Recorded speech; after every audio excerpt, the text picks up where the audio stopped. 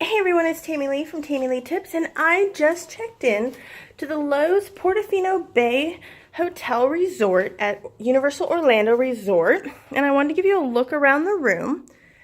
This room has 2 queen beds, super pretty, a really nice chair, perfect after a couple of hours in the park when your feet hurt. And my room has a view of the pool. Give you a look around that. There's a nice seating area here.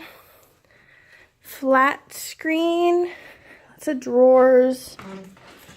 There is a refrigerator.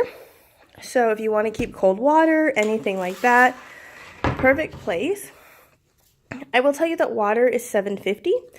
So if you have a car, I would definitely stop at CVS or someplace like that and bring some with you. Just a heads up. Woo. It's the bathroom.